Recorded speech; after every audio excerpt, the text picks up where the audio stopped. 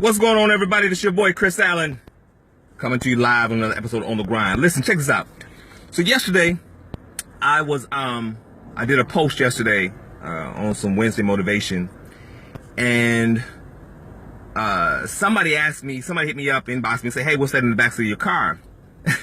well, the first thing I thought was, man, well, how hard was you looking at my car? That was the first thing. So here it is. So the other day, I was actually I was involved in a parking lot collision, I guess, if you want to call it that.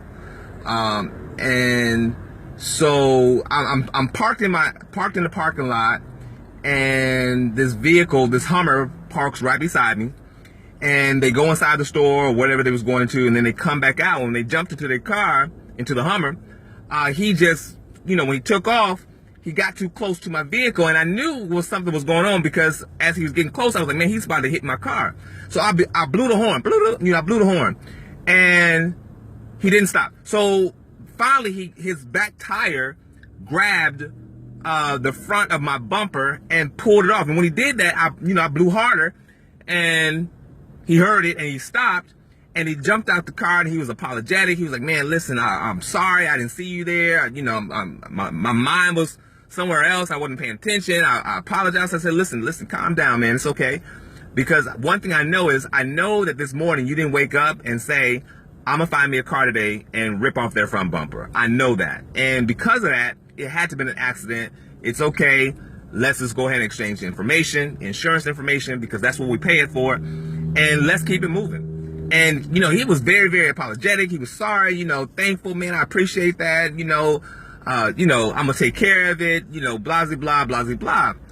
And so after it was all said and done, we picked up the bumper and we put it in the backseat of my car. So that was actually the bumper. Now, that's the story. Well, when I began to tell the individual the story, they said out loud, man, I would have been hot. I would have been, I would have been mad, you know what I'm saying?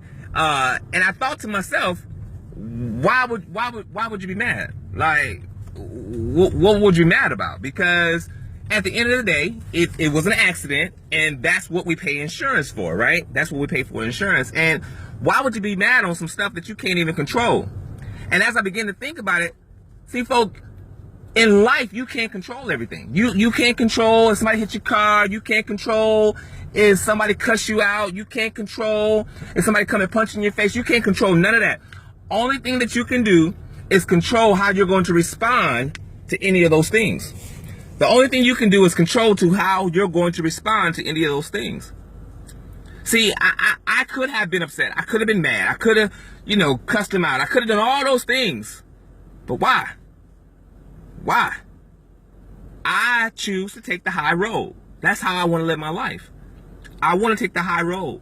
I want to purposely be intentional about how I think about certain things.